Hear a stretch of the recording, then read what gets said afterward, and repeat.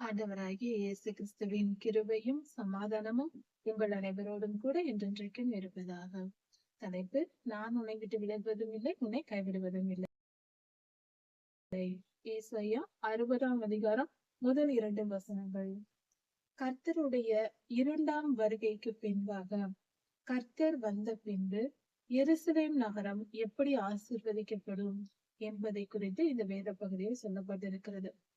எருசலேம் நகரம் என்று சொல்லும் பொழுது இதன் பொருள் எல்லாம் வெறும் ஒரு இடத்தை மட்டும், ஒரு நகரத்தை மட்டும் குறிப்பதாக இல்லாமல் கர்த்தருடைய ஜனங்கள் எல்லோரும் அனுபவிக்கும் எல்லா நற்காரியங்களும் சொல்லப்பட்டிருக்கிறது.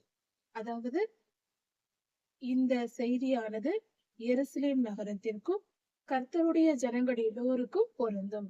உண்மையாய் கர்த்தரை நேசித்து அவருடைய கட்டளைகளுக்கும் கற்பனைகளுக்கும் கீழ்ப்படிந்து, கர்த்தருடைய வசனத்திற்கு கீழ்ப்படிந்து நடப்பவர்களே கர்த்தருடைய ஜனங்கள். அப்படிப்பட்ட கர்த்தருடைய ஜனங்கள் எல்லோருக்கும் இந்த ஆசீர்வாதம் கிடைக்கும் என்று வேதம் சொல்லுகிறது.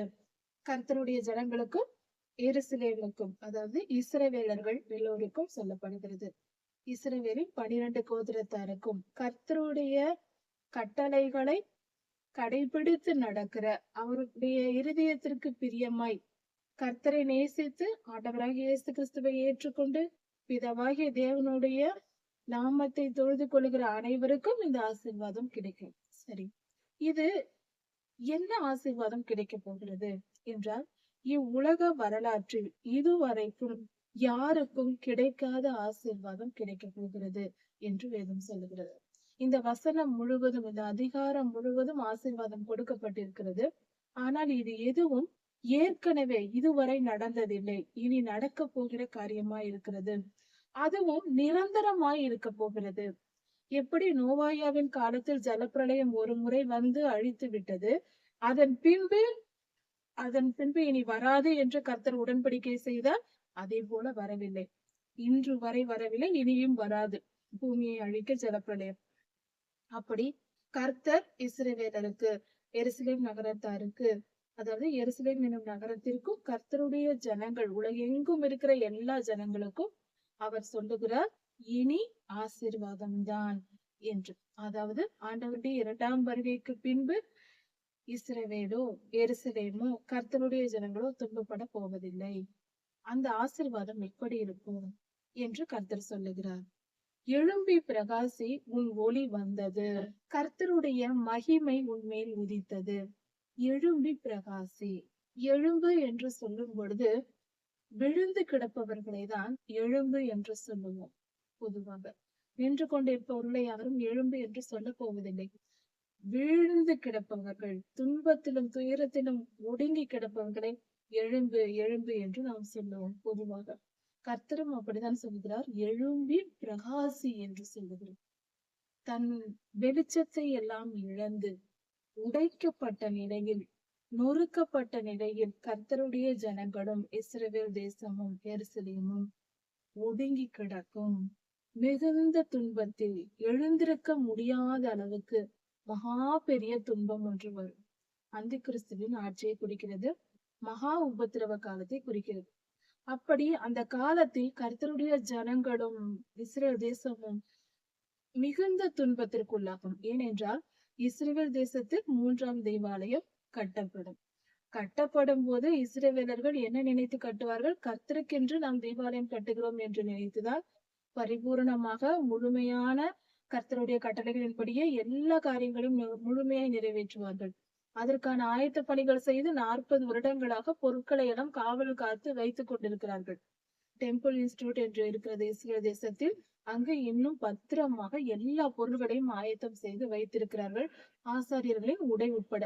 யாத்ராகம புஸ்தகத்தில் ஆசரிப்பு கூடாரம் எப்படி இருக்க வேண்டும் என்று சொல்லப்பட்டிருக்கிறது. அந்த முறைமையின்படி தேவையான எல்லா பொருட்களையும் தயாரித்து அப்படியே வைத்திருக்கிறார்கள். எல்லாம் தங்கத்தாலும் வெண்கலத்தாலும் வெள்ளியினாலும் செய்யப்பட வேண்டியவை எல்லாம் செய்து ஆயத்தமாய் இருக்கிறது. ஆனால் இன்னும் அந்த காலம் வரவில்லை, தேவாலயம் கட்டப்படவில்லை. இந்த 3ஆம் தேவாலயத்தை கடைசியில் எருசலேமில் இஸ்ரவேலர்கள் கட்டுவார்கள். அப்படி கட்டும் பொழுது என்ன நடக்கும் என்றால், முதலில் எல்லா தேசங்களோடும், அதாவது குறிப்பிட்ட சில தேசங்களோடு சமாதான உடன்படிக்கை செய்துதான் தேவாலயம் கட்டுவார்கள். கட்டி முடிக்கும் வரைக்கும் துன்மார்க்கன் அமைதியா இருந்துவிட்டு கட்டிய பின்பு தேவாலயம் கட்டிய பின்பு கர்த்தருடைய உடன்படிக்கை பெட்டி இருக்க வேண்டிய இடத்தில் இந்த பொல்லாத அந்தி கிறிஸ்து எழும்பி போய் அவன் உட்காருவான். இது பாழாக்கும் அருவருப்பு என்று தானியேல் ஐயாவின் புஸ்தகத்தில் எழுதப்பட்டிருக்கிறது. தானியேல் 12ஆம் அதிகாரத்திலும் கொடுக்கப்பட்டிருக்கிறது. இந்த பாழாக்கும் அருவருப்பு நடக்கும். அதாவது இந்த உலகத்திலே ஆதியாகம காலத்தில் பொல்லாத சாத்தான் ஏவாள் அம்மாவை வஞ்சித்து இந்த பூமியின் மேல் அதிகாரம் பெற்றான். அவன் இன்று வரை அவனுடைய ஆளுகை இங்கு நடந்து கொண்டிருக்கிறது. அவன் மனிதர்களை பயன்படுத்தி பல தீமையான காரியங்களை செய்து பலரை அக்னி கடலுக்கு தள்ளி கொண்டிருக்கிறான். அவன் செயல்கள் இங்கு நிறைவேறி கொண்டிருக்கிறது. அதனால்தான் இங்கு பாவம், துன்மார்க்கம், அக்கிரமம், அநீதி எல்லாம் நிறைவேறி கொண்டிருக்கிறது. இது அவன் செய்கிற பாவத்தின் வழியா இருக்கிறது. அதன் உச்சமாக அவன் இந்த காரியத்தை செய்வான். சாத்தானின் உச்சக்கட்ட பாவம் கர்த்தருக்கு நிகராய் உட்காருவது. ஏசாயா 14, எசேக்கியேல் 28 அதிகாரங்களில் உலக தோற்றத்திற்கு முன்பே, மனிதர்கள் உருவாவதற்கு முன்பே கர்த்தரிடத்தில் அவன் பெருமைப்பட்டான். அவன் தேவ தூதனாய் இருந்தான். கர்த்தருடைய சன்னிதானத்தில் கர்த்தருக்கு பிஏ போல அவன் செயல்பட்டு கொண்டு வந்திருந்தான். அதாவது கர்த்தருடைய வலது கையாய் இருந்து அவன் செயல்பட்டான். அப்படி இருக்கையில் அவன் கர்த்தருக்கு மேலாக என் சிங்காசனத்தை உயர்த்துவேன், அவருக்கு நிகராக உன்னதங்களில் ஏறுவேன் என்று சொன்னான். தேவதூதனாய் இருந்தவன் தள்ளப்பட்டு சாத்தானாய் மாறினான். இப்பொழுது அவனுடைய அதே நோக்கம் இன்னும் அதையே வைத்துக் கொண்டிருக்கிறான். மனிதர்களை பிடித்து கொண்டு, மனிதர்களை பயன்படுத்தி அதே போல கர்த்தருக்கென்று ஒரு தேவாலயம் கட்டி கர்த்தருக்கு நிகராக உட்கார வேண்டும் என்ற அந்த எண்ணத்தை அவன் நிறைவேற்ற போகிறான். அதாவது 3ஆம் தேவாலயத்தில் வந்து கர்த்தருடைய கிருபாசனத்தின் மேல் அவன் வந்து உட்கார வருவான். அந்த நொடி, அந்த நேரத்தில் ஆண்டவராய் இயேசு கிறிஸ்து வருவார்.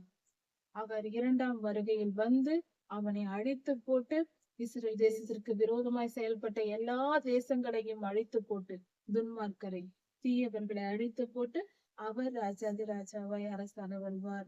அதுதான் 2ஆம் வருகை. அப்படிப்பட்ட நல்ல காரியம் நடக்கிற காலம் என்பது அடுத்து இன்னும் 10 தலைமுறையிலே, 5 தலைமுறையிலே, நம்முடைய தலைமுறையில், நம்முடைய வாழ்நாளில் இந்த சம்பவங்கள் நடக்க போகிறது. கர்த்தருடைய 2ஆம் வருகை வரப்போகிறது.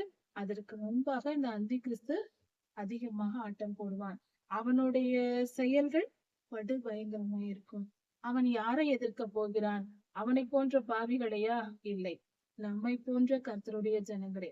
அதனால் நமக்கு துன்பம் அதிகம் உண்டாகும்.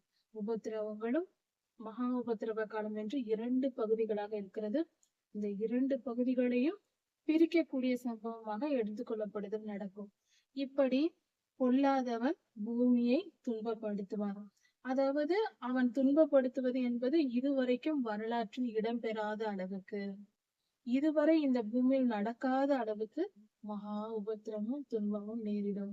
நடந்தால் என்ன, இது வந்தால் என்ன, வரும் என்று தெரிந்து கொள்வோம், அதை மனதால் ஏற்றுக்கொள்வோம். வரும் என்பதை ஏற்றுக்கொள்வோம், அந்த செய்தியை ஏற்றுக்கொள்வோம். கடினமான காலங்களுக்குள் நாம் பிரவேசிக்க போகிறோம் என்பதை ஏற்றுக்கொண்டு, மனதார ஏற்றுக்கொண்டு ஆயத்தப்படுவோம். எப்படி ஆயத்தப்படுவது? விசுவாசத்தில் உறுதியா இருக்க வேண்டும். என்ன நேர்ந்தாலும் என்ன, மனித வாழ்க்கை என்பது புல்லுக்கும் புல்லில் முளைக்கும் பூவுக்கும் ஒப்பாயிருக்கிறது. மனித வாழ்க்கை புல்லை போன்றது. மனிதனுடைய மேன்மை புல்லில் இருக்கும் பூவை போன்றது. சரி, அப்படி என்றால் என்ன? சீக்கிரத்தில் வளர்ந்து சீக்கிரத்தில் காய்ந்து போகும். மரம் போல அல்ல, புல்லை போன்றது நம் வாழ்க்கை. அதனால் நாம் உலக வாழ்க்கை வாழக்கூடிய இந்த காலங்களுக்கு அதிக முக்கியத்துவம் கொடுக்காமலும், இந்த உலகத்தின் இச்சைகளை மூழ்கி கிடக்காமலும் இருக்க வேண்டும். கர்த்தர் ஏன் இதை சொல்லுகிறார்? இதை நாம் அதிகமா யோசிக்க வேண்டும். அதாவது இந்த பூமியில் வாழ்கிறோம். இந்த பூமியை படைத்து கொடுத்தது கர்த்தர் தான். இதில் இருக்கிற உணவுப் பொருட்களை படைத்து கொடுத்ததும் கர்த்தரே. இதில் இருக்கிற அழகான காரியங்களை, இன்பமான காரியங்களை எல்லாம் கர்த்தர் தான் ஏற்படுத்தி நமக்கு ஆயத்தப்படுத்தி கொடுத்திருக்கிறார். ஆனாலும் அவைகளின் மேல் இச்சை வைக்காதே என்று சொல்லுகிறார். அவர் தானே கொடுத்தார், அவர் தந்த பூமி தானே. அப்படி இருக்க ஏன் நம்ம அதை இச்சை கொள்ளக்கூடாது? அங்குதான் வஞ்சகம் இருக்கிறது. இச்சிக்காதே என்ற கட்டளை ஆதாம் ஏவாள் காலத்தில் கர்த்தர் என்ன சொன்னார் ஆதாமிடத்தில்? அந்த ஒரு மரத்தின் பழத்தை மட்டும் சாப்பிடாதே, மற்றதை எல்லாம் புசித்துக்கொள் என்று சொன்னார். ஏன்? அங்கு பிரச்சனை இருக்கிறது. எங்கு தீமை இருக்கிறதோ அதை அடையாளம் காட்டியிருக்கிறார் கர்த்தர். அதே போல என்று சொல்லுகிறார், உலகத்தின் காரியங்களை இச்சிக்காதே என்றால், உலகத்தின் காரியங்களை இச்சிக்க வைத்து அதன் மூலம் சாத்தான் நம்மை தோற்கடிப்பான் என்பது பொருள். நம்முடைய தோல்வி உலக இச்சைகளில் இருக்கிறது. பரிசுத்தம் என்பது நம்மை கர்த்தருடைய ராஜ்யத்தில் கொண்டு போய் சேர்க்கிறதா இருக்கிறது. அதாவது பொல்லாதவன் பயன்படுத்தும் ஆயுதம் இந்த உலகத்தில் இருக்கிற பொருள்கள் எல்லாம், உலகத்தில் இருக்கிற பொருள்கள், விஷயங்கள் எல்லாம். அதாவது நாம் அதிகமாய் டிவி பார்க்கிறவர்களாக இருக்கலாம், மெகா சீரியல் பார்க்கிறவர்களாக இருக்கலாம், சில நேரங்களில் கிரிக்கெட் பைத்தியமாக இருக்கலாம். இப்படி ஒவ்வொரு காரியங்களிலும் சினிமா பாட்டு கேட்பதில் பைத்தியமா இருப்பது, இப்படி ஏதாவது ஒரு காரியத்தில் நாம் அடிமைப்பட்டு பைத்தியமா இருப்போம். சிகரெட், சாராயம் போன்ற எந்த பொருளா இருந்தாலும் சரி, எதற்காக இருந்தாலும் சரி, இப்படி அடிமைப்பட்டு கிடக்கும் போது என்ன நடக்கும்? அதுதான் நமக்கு பிரதானமா இருக்கும்.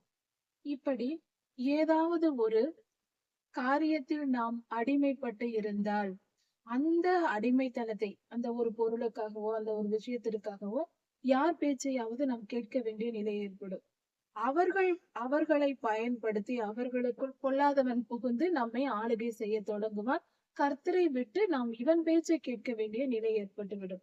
இதனால்தான் கர்த்தர் சொல்லுகிறார், உலகத்தில் எதையும் விக்கிரகமாக்காதே என்று. அப்படி என்றால் ஒரு மனைவி கணவனையோ பிள்ளைகளையோ பெற்றோர்களையோ விக்கிரகமாக்க கூடாது. ஒரு குடும்பத்தில் யாரையா இருந்தாலும் சரி, ஆணா இருந்தாலும் பெண்ணா இருந்தாலும், இன்னொரு மனிதனை, உறவினர், நண்பர்கள் யாரா இருந்தாலும் அவர்களை விக்கிரகமாக்க கூடாது. அப்படி என்றால் கர்த்தரை விட இவர்கள் எனக்கு முக்கியம், கர்த்தரை விட நான் அதிகமா இவரை நேசிக்கிறேன் என்று யாரையும் சொல்லக்கூடாது. முதல் அன்பு, ஃபர்ஸ்ட் லவ் என்று சொல்வார்கள், அது கர்த்தர் மேல் இருக்க வேண்டும். அதற்கு அடுத்தது உலக காரியங்கள் எதுவாய் இருந்தாலும், அதாவது படிப்பு, வேலை, கண்களின் இச்சைக்கு பொழுதுபோக்கு அம்சங்கள் எதுவாக இருந்தாலும், நமக்கு பிடித்த காரியங்கள், முக்கியமாக பணம், நகைகள், இப்படி எதுவாக இருந்தாலும் சரி, பதவி, புகழ், இது கூட புகழ்ச்சி கூட, இப்படி எதையுமே விக்கிரகமாக்க கூடாது. இதிலும் இன்னும் கொஞ்சம் ஆழமாக சொல்ல வேண்டும் என்றால், நாம் ஊழியம் செய்தால் ஊழியத்தை கூட விக்கிரகமாக்க கூடாது. கர்த்தரை விட மேலாக ஊழியத்தை நினைக்க கூடாது. ஊழியத்தை அக்கறையாய் செய்ய வேண்டும், பொறுப்பாய் நடக்க வேண்டும். ஆனால் கர்த்தரை மிஞ்சி செய்யக்கூடாது. கர்த்தர் முதலிடம், அதன் பின்பு அவர் தந்த ஊழியம். இந்த வழிமுறையில் நாம் நடக்க வேண்டும். அப்படி ஊழியத்திற்கே நாம் அப்படி செய்ய வேண்டும் என்றால் மற்ற உலக காரியங்களை எங்கு வைக்க வேண்டும்? அதை விட கீழே தான் வைக்க வேண்டும். இப்படி நம்முடைய மனதில் இடம் கொடுத்தால்தான் நாம் பரிசுத்தமாய் வாழ முடியும். கடைசி காலத்தில் நாம் பொல்லாத அந்தி கிறிஸ்துவின் வலையில் விழாமல், அவனுடைய வஞ்சகத்தில் ஏமாந்து போகாமல் இருக்க வேண்டும் என்றால் இந்த முறை நமக்கு தெரிந்திருக்க வேண்டும். எந்த காரியம் வந்தாலும், எந்த நிலை வந்தாலும் கர்த்தருக்கே முதலிடம் தர வேண்டும். அப்படி இன்றும் ஒவ்வொரு நாளும் அநேகம் இரத்த சாட்சிகள் உலகத்தில் மறைத்து கொண்டிருக்கிறார்கள். கர்த்தர் தான் எனக்கு தேவை என்று தங்கள் ஜீவனையும் பாராமல் கொடுக்கிற இரத்த சாட்சிகள் இந்த உலகத்தில் இருக்கிறார்கள். யோசித்து பார்ப்போம். எல்லோரும் அதே மனநிலையில் இருக்க வேண்டும். கர்த்தருடைய பிள்ளைகள் பக்தி வைராக்கியத்தோடு கர்த்தருக்காக நான் எதையும் இழப்பேன் என்ற நிலையில் இருக்க வேண்டும்.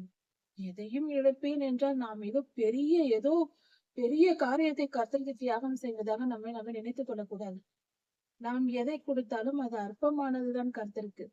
நம் ஜீவனையே நாம் கொடுக்கிறோம் என்றாலும் நாம் தான் சொல்லிக்கொள்ளலாம், ஜீவனையே தருகிறேன் என்று. நம் ஜீவனை நமக்கு அவர் கொடுத்ததும் அவர்தான், எடுக்க போவதும் அவர்தான், அந்த ஜீவனை உருவாக்கியதும் அவர்தான். அது அவருடைய சொத்து. அதை கொடுத்து விட்டு நாம் அதையே பெரிதாய் கொடுக்கிறோம் என்று கூட பேச தேவையில்லை, நாம் நினைத்துக் கொள்ள தேவையில்லை. அவருடையது அவருக்கு கொடுக்கிறோம், அவ்வளவுதான். நாம் எவ்வளவு அற்பமானவர்கள் என்பதை புரிந்து கொள்ள வேண்டும். நாம் கர்த்தரின் கருத்தால் படைக்கப்பட்ட ஒரு படைப்பு, அவ்வளவுதான். மனிதர்கள் என்றால் ஆஹா ஓஹோ நான் பெரியவன் என்ற எண்ணம் நமக்கு கூடவே கூடாது. அவரின் படைப்பு, அவருடைய பரலோக ராஜ்யத்தில் அவர் சிங்காசனத்தில் உட்கார்ந்திருக்கும் பொழுது நாம் ஒரு மூலையில் நாம் கோடி கோடி ஜனங்கள், கோடிக்கணக்கான ஜனங்கள், எத்தனை கோடி ஜனங்கள் கூடி இருக்கிற இடத்தில் நாமும் ஒரு மனிதனாக போய் ஒரு பரிசுத்தவனாக ஒரு மூலையில் நாம் நிற்க போகிறோம். பல கோடி ஜனங்களில் நாமும் ஒருவர். அதை புரிந்து கொள்ளும். அதாவது இவ்வுலகத்தில் உயர்ந்த ஸ்தானத்தில் பரிசுத்தவானாய் இருந்தால் நாம் அங்கு போய் அப்படித்தான் இருக்க போகிறோம். அப்படி என்றால் நம்முடைய நிலை என்ன என்பதை யோசித்து பார்ப்போம். நாம் கர்த்தருக்கு கீழ்ப்படிந்து பரிசுத்தமாய் வாழ்ந்து முடித்து கர்த்தருடைய ராஜ்யத்திற்கு போனால் அங்கு ஏதாவது ஒரு இடத்தில் ஒரு சிறிய இடம் நமக்கு கிடைக்கும். கர்த்தர் நமக்கு தருவார். அதுதான் அவ்வளவு மேன்மையானது. அதுவே நம்மால் சந்தோஷத்தை தாங்க முடியாது. அந்த அளவுக்கு அது பெரியதா இருக்கும். அந்த அளவுக்கு இன்பமாய் இருக்கும். அப்படி என்றால் நாம் எவ்வளவு சிறியவர்கள். நம்மை நாம் தாழ்த்துவோம். நம்மை எந்த விதத்திலும் உயர்த்த வேண்டாம். நான் அதிகமாய் படித்திருக்கிறேன், அதிகம் பணம் வைத்திருக்கிறேன், அதிக அழகாய் இருக்கிறேன், அதிகமான புகழ்ச்சி எனக்கு இருக்கிறது, அதிகமான புகழ் இருக்கிறது என்று பெருமை வேண்டாம். இது மட்டுமல்ல, இன்னொரு பெருமை இருக்கிறது. நான் அதிகம் வேதம் வாசித்திருக்கிறேன், அதிக வசனங்கள் எனக்கு தெரியும், நான் நன்றாக பிரசங்கம் செய்வேன். இப்படியெல்லாம் பெருமைப்பட்டாலும் தவறுதான். நான் மிகப்பெரிய பரிசுத்தவான் என்று சொன்னாலும் அதுவும் தவறுதான். அதை நம்மால் சொல்ல முடியாது. அதை கர்த்தர் தான் சொல்ல வேண்டும். நாம் எந்த அளவுக்கு உத்தமர்கள், பரிசுத்தவான்கள் என்று நமக்கு தெரியாது. நமக்குள் என்னென்ன வஞ்சகம் இருக்கிறது என்று தெரியாது. தெரிந்திருந்தாலும் ஓரளவுதான், முழுமையாய் தெரியாது. கர்த்தர் சொன்னால்தான் அது முழுமையான காரியம், உண்மையான காரியமாய் இருக்கும். அப்படி நம்மை நாமே அறிந்து கொள்ள முடியாத நிலையில் தான் மனிதனுடைய மனமும் அறிவும் இருக்கிறது. நம்முடைய அறிவு கொஞ்சம். நம்மை நாமே நிதானிக்க தெரியாது. இன்று நாம் நினைத்து கொண்டிருக்கலாம், நான் நல்லவர்கள், நான் இப்படி இருக்கிறேன், அப்படி இருக்கிறேன் என்று சொல்லிக் கொண்டிருக்கிறேன். நான் வேத வசனத்தின்படி வாழ்கிறேன், கர்த்தருடைய வசனத்தை கை கொள்கிறேன், கர்த்தருடைய ஊழியத்தை செய்கிறேன், கர்த்தருக்கு பரிசுத்தமாய் வாழ்கிறேன் என்று நாம் இன்று நினைத்து கொண்டிருக்கிறோம். நாளைக்கு ஏதாவது மிகப்பெரிய சோதனை, கடினமான காலங்கள், கடினமான சோதனை ஏதாவது வந்தால் அதில் நாம் என்ன செயல்படுவோம் என்று நமக்கே தெரியாது. நம்முடைய மனநிலை எப்படி இருக்கும் என்று நமக்கு எப்படி தெரியும்? நம் மனநிலையை ஆயத்தப்படுத்தி வைத்திருக்கிறார் அல்லவா? நம்மை உருவாக்கி நம் ஆத்மாவை ஆயத்தப்படுத்தி இருக்கிறார் அல்லவா நம்முடைய தேவன். அவருக்கு தான் தெரியும். எந்த துன்பத்தை கொடுத்தால் என் மகன் தாங்குவாள், எந்த அளவுக்கு கொடுத்தால் தாங்குவார், எதை மிஞ்சினால் அவள் தாங்க மாட்டாள் என்று தெரிந்து அவர் நமக்கு கொடுக்கும் அனுமதிக்கும் சோதனைகளையும் அளவோடு கொடுத்து நம்மை மீட்டுக் கொள்கிறார். அதுதான் தகப்பனின் அன்பு. அளவுக்கு அதிகமாய் கொடுத்தால் ஒருவன் கூட நிற்க முடியாது. எந்த மனிதனாலும் நிற்க முடியாது. எந்த மனுஷியால் நிற்க முடியும்? திடீரென்று ஏதாவது நடந்தால், ஏதாவது பெரிய தீமை வந்தால் எப்படிப்பட்ட பரிசுத்தவனாயிருந்தாலும் விழுந்து போவான். அப்படிப்பட்ட சோதனைகள் வராமல் இருக்கிறது அல்லவா? அதுதான் கிருபை. அதுதான் கர்த்தர் நமக்கு தரும் கிருபை.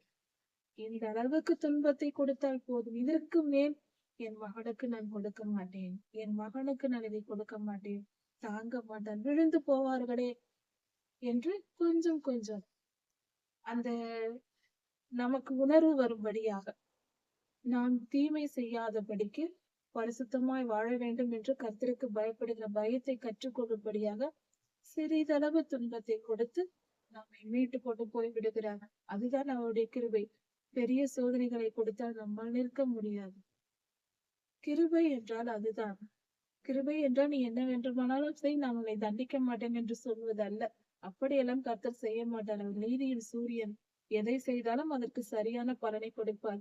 நன்மையோ தீமையோ எதை வேண்டுமென்றாலும் செய்து அதற்கேற்ற பலனை பெற்றுக்கொள்ளலாம் கர்த்தரிடத்தில். அவர் நீதியின் சூரியனாயிருக்கிறார், பட்சிக்கிற அக்கினியாய் இருக்கிறார், பாவத்தை பார்க்க கூடாத சுத்த கண்ணை உடையவராய் இருக்கிறார். அதனால் நாம் நன்மை செய்தால் நமக்கு நன்மையும், தீமை செய்தால் நமக்கு தீமையையும் தண்டனையாக தருவார். ஜாக்கிரதையா இருக்கும். எழும்பி பிரகாசி, எழும்பி பிரகாசி, உன் ஒளி வந்தது. அப்படி என்றால் அப்படிப்பட்ட கடைசி காலத்தில், அந்த கிறிஸ்துவின் ஆட்சி காலத்தில் கர்த்தருடைய ஜனங்கள் எல்லாம் துன்பத்தினால் தாழ்த்தப்பட்ட நிலையில் இருப்பார்கள். பயங்கர துன்பம், பயங்கர போராட்டம். அப்படிப்பட்ட நிலை. உணவு கிடைக்காது, வீட்டில் தங்க முடியாது, அந்த கிறிஸ்துவின் ஆட்கள் விரட்டுவார்கள், அவன் டெக்னாலஜி வைத்து விரட்டுவான், இப்படியெல்லாம் செய்வாங்க. அப்பொழுது ஓட இடம் இருக்காது, படுக்க இடம் இருக்காது, உண்ண உணவு இருக்காது. இப்படிப்பட்ட சூழ்நிலையில் விசுவாசத்தை பொக்கிஷமாய் பிடித்துக் கொண்டு கர்த்தருடைய ஜனங்கள் உலகெங்கும் ஓடி திரிவார்கள். அப்படிப்பட்ட காலம் வரும். அப்பொழுது அவர்களுடைய நிலை, அதுவரை கோடீஸ்வரர்களாக வாழ்ந்திருப்பார்கள், வசதியாய் வாழ்ந்திருப்பார்கள். ஆனால் இப்படிப்பட்ட சூழ்நிலை வரும்போது அவர்கள் மிகுந்த துன்பத்தினால் ஒரு பரதேசியை போல ஓடுவது, இப்படிப்பட்ட காடுகளில் தங்கியிருப்பது, இப்படிப்பட்ட நிலையெல்லாம் வரும். அந்த நிலையில் அவர்களுடைய தாழ்த்தப்பட்ட நிலை, அதை தான் கர்த்தர் சொல்கிறார். இந்த நிலையில் இருப்பார்கள். அப்பொழுதுதான் ஆண்டவராகிய இயேசு கிறிஸ்துவின் வருகை வரும். அதனால்தான் சொல்லுகிறார், எழும்பி பிரகாசி என்று சொல்லுகிறார். எழும்பு என்று சொல்லுகிறார். அப்படிப்பட்ட உபத்திரவ காலத்தில், மகா துன்பத்தில் இருக்கிற அல்லவா, எழும்பு, உன் ஒளி வந்தது. நம்முடைய வெளிச்சம் யார்? ஆண்டவராகிய இயேசு கிறிஸ்து. அவர் வந்து விட்டார். அவர் நமக்குள் வந்து விட்டார். இந்த உலகத்தை ஆள 2ஆம் வருகையில் வந்து விட்டார். உன் ஒளி வந்தது. எழும்பி பிரகாசி. இனி கர்த்தருடைய ஆவியை பெற்ற நாம் எழும்பி பிரகாசிக்கிற காலம், இந்த உலகத்தை ஆளுகை செய்கிற காலம். ராஜா வீட்டு மந்திரிகளாக, ராஜாவின் அதிகாரிகளாக, ராஜாதி ராஜா நம் தேவன், நம் ஆண்டவர் இயேசு கிறிஸ்து. அவர்தான் சேனாதிபதி, அவர்தான் தளபதி. அவர் வருவார். அவர் வந்ததும் அவருக்கு பிள்ளைகளாக, அவருடைய வாரிசுகளாக, அவருடைய அதிகாரத்திற்குட்பட்டவர்களாக நாம் என்ன செய்வோம்? இந்த உலகத்தை ஆளுகை செய்ய போகிறோம். அப்பொழுது நாம் எப்படி இருப்போம்? எழும்பி பிரகாசி, உன் ஒளி வந்தது. கர்த்தருடைய வெளிச்சம் நமக்கு வந்து விட்டது. எழும்பி பிரகாசிக்க வேண்டியதுதான், வேற என்ன? கர்த்தருடைய மகிமை உன்மேல் உதித்தது. அப்படிப்பட்ட துன்பத்தில் நாம் இருக்கும் பொழுது கர்த்தருடைய வெளிச்சம் நம் மேற்பட்டு, அதாவது மீட்பு நமக்கு கிடைக்கிறது. கர்த்தருடைய புகழ்ச்சி உண்டாகும்படியாக அவருடைய வல்லமை பயங்கரமாய் விளங்கும். நம்முடைய சூழ்நிலைகள், துன்ப சூழ்நிலையை நாம் மாட்டியிருக்கிறோம் அல்லவா, அதிலிருந்து கர்த்தர் நம்மை விடுதலையாக்கி அற்புத விதமாய் நம்மை காப்பாற்றப் போகிறார். இதோ இருள் பூமியையும் காரிருள் ஜனங்களையும் மூடும். இருள் பூமியை மூடும். இருள் என்றால் பொல்லாத ஆவிகள் எல்லாம் பூமியை சூழ்ந்து கொண்டோம். அந்தி கிறிஸ்துவின் காலம், அதை தான் இது சொல்லியிருக்கிறது. அந்தி கிறிஸ்துவின் காலத்தில் கடைசி நேரம் என்பதனால் பொல்லாத ஆவிகள் நிறைவாய், இதுவரை இல்லாத அளவுக்கு, உலகத்தில் இல்லாத அளவுக்கு பொல்லாத ஆவிகள் பெரிதாய் எழும்பி பூமியை மூடிக்கொள்ளும். இருள் சூழ்ந்து கொள்ளுமா. உலகெங்கும் எங்கு பார்த்தாலும் பொல்லாதவனின் கிரியைகள் படு பயங்கரமாய், கொடுமை, அக்கிரமம், அநியாயம், கொடுமை நிறைந்திருக்கும். மிகுந்த கொடுமை நிறைந்திருக்கும். காரிருள் ஜனங்களையும் மூடும். காரிருள் ஜனங்களை மூடும் என்றால் பொல்லாத ஆவிகள். அதாவது இருள் மூடும் என்றாலும், இருள் என்றால் மொத்தமாக மூடுவது உலகெங்கும். காரிருள் என்றால் கொஞ்ச நேரம் வந்து நகர்ந்து செல்வது. மேகத்தில் இருக்கிற இருள், அது மேகம் இருக்கும் வரைக்கும் இருக்கும், அது கடந்து செல்லும். அதன் பின்பு வெளிச்சம். காரிருள் ஜனங்களை மூடும் என்றால் கர்த்தருடைய ஜனங்களையும் மூடும். ஆனாலும் உன்மேல் கர்த்தர் உதிப்பார். கர்த்தருடைய மகிமை உன்மேல் இருக்கும். கர்த்தருடைய மகிமை என்று சொல்லும் போது அவருடைய புகழ்ச்சி நம்மேல் இருக்கும். அப்படி என்றால் நாம் கர்த்தருடைய ஜனங்கள். கர்த்தருடைய மகிமை நம்மேல் இருப்பது என்பது, மகிமை என்பது புகழ்ச்சியை குறிக்கும். கர்த்தருக்கு புகழ்ச்சி உண்டாகிறது, அது நம்மேல் இருக்கிறது. அப்படி என்றால் கர்த்தருடைய பிள்ளைகள் என்ற பெயரினால் நாம் ஆசீர்வதிக்கப்படுவோம். நாம் துன்பத்திலிருந்து விடுதலையாக்கப்படுவோம். நமக்கு நன்மைகள் நடக்கும். அப்பொழுது எல்லோரும் கர்த்தரே இதை செய்தார், கர்த்தரே இதை செய்தார், இவர்கள் கர்த்தருடைய ஜனங்கள், இவர்களுக்கு இந்த நன்மை வாய்த்தது, கர்த்தரே இவர்களை காப்பாற்றுகிறார் என்று சொல்வார்.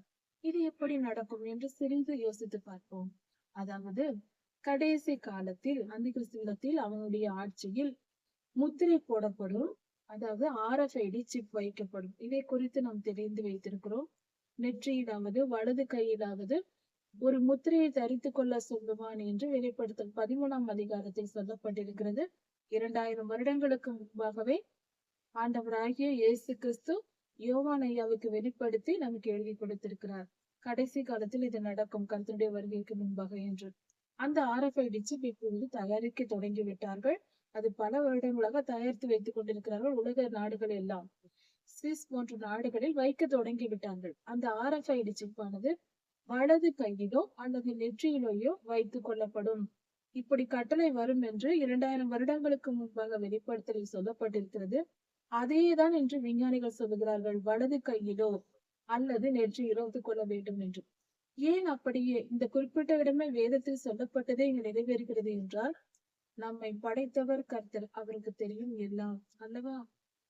விஞ்ஞானிகளின் இப்பொழுதைய கண்டுபிடிப்பு அந்த RFID சிப் செயல்படுவதற்கு தேவையான எலக்ட்ரிசிட்டி மின்சாரம் நம் நெற்றியிலும் வலது கையிலும் தான் இருக்கிறதா.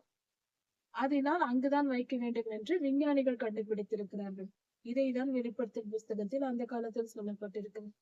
எப்படி இருக்கிறது அப்படியே அந்த தொழில்நுட்பம் உருவாகி இப்போது தயாரிக்கப்பட்டு வருகிறது. ஒரு சில நாடுகளில் வைக்க தொடங்கி விட்டார்கள் சிறு பிள்ளைகளுக்கு. அதாவது LKG, UKG, PKG படிக்கிற பிள்ளைகளுக்கு ஸ்கூலுக்கு சேர்க்கும் போதே அதை வைக்கிறார்களாம். அலுவலகங்களில் அதை வைத்துக் கொள்கிறார்களாம். அலுவலக ஊழியர்கள் சந்தோஷமாய் பெருமையாய் வைத்துக் கொள்கிறார்கள். அதை வைக்கப்பட்ட எல்லோரும் அக்னி கடலுக்கு செல்வார்கள் என்று வேதம் சொல்லுகிறது.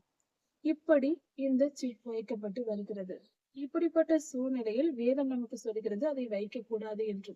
கர்த்தருடைய ஜனங்களாகிய நாம் அதை வைக்க மாட்டோம். ஆனால் நம்மிடத்தில் இருக்கிற பண பரிவர்த்தனை எல்லாமே அந்த சிப் மூலமாக தான் செயல்பட வேண்டி வரும். அதாவது பணம், அதாவது டிஜிட்டல் பேமெண்ட் உலகெங்கும் செயல்படுத்தப்படும். அதனால் ரூபாய் நோட்டுகளோ காயின்களோ கிடைக்காது. அப்படி இருக்கும்போது இந்த டிஜிட்டல் கரன்சி மட்டும்தான் என்று சொல்லும் பொழுது அதை பயன்படுத்த ஜனங்கள் தொடங்கும் போது நம்மால் அது இல்லாமல், இந்த சிப் இல்லாமல் எந்த பொருளையும் வாங்கவோ விற்கவோ முடியாது. இப்படிப்பட்ட ஒரு சூழ்நிலையை அந்திகிறிஸ்து வேண்டும் என்று செய்வார். உலக நாடுகள் எல்லாம் இதை ஏற்றுக்கொண்டு செயல்படும். அப்பொழுது நாம் உணவுக்கு என்ன செய்வது? எந்த பொருளையும் வாங்க முடியாது என்றால் ஒரு தீக்குச்சி கூட வாங்க முடியாது அல்லவா? அந்த நிலை ஏற்படும். அந்த நிலையில் கர்த்தர் அவருடைய மகிமை நம்மை விளங்க பண்ணுவார். எலியா ஐயா அவர் நதியின் ஓரத்தில் சாரிபாத் ஊர் விதவையின் வீட்டிற்கு செல்வதற்கு முன்பாக நதியின் ஓரத்தில் குகையில் தங்கி நதியின் நீரை குடித்து வாழ்ந்து கொண்டிருந்தார்.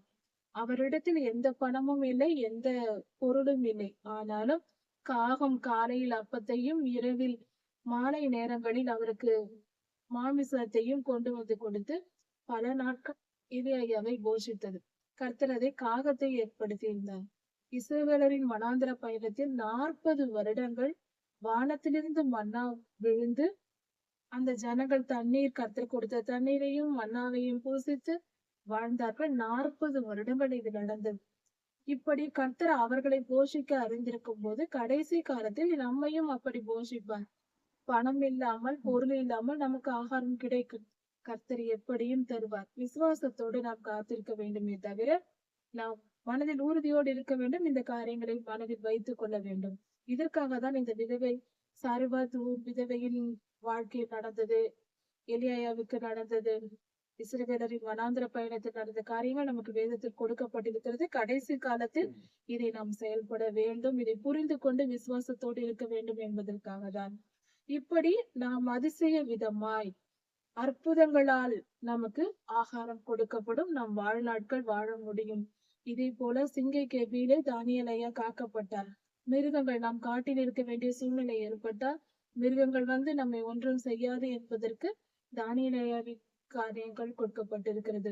நாம் விசுவாசத்தோடு இருப்பதற்கு நம்மை பலப்படுத்திக் கொள்ள உதவுகிறது. அதே போல ஆண்டவராகிய இயேசு கிறிஸ்து 5 அப்பம் 2 மீனை 7000 பேருக்கு சுமார் 20-30,000 ஜனங்களுக்கு அவர் பங்கிட்டு கொடுத்தார் என்று பார்க்கிறோம். இப்படி கர்த்தர் அந்த மல்டிபிளிகேஷன் என்னும் அந்த ஆசீர்வாதத்தை அவர் தந்து அந்த வரத்தை பயன்படுத்தி நம்மை பாதுகாப்பார். இந்த காரியங்கள் எல்லாம் சொல்லப்பட்டிருப்பது கடைசி காலத்தில் இதெல்லாம் நாம் நினைவு கூர்ந்து வாழ்வதற்கே.